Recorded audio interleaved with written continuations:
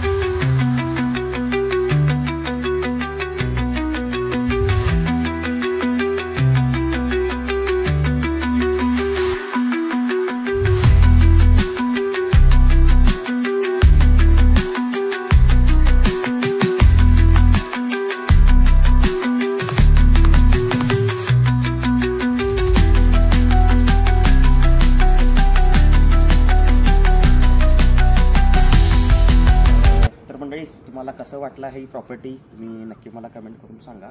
आणि अशा प्रॉपर्टीसाठी बुकिंग करण्यासाठी तुम्ही नक्कीच ट्रॅव्हल सॉलिड्सला कॉन्टॅक्ट करू शकता. थँक्यू.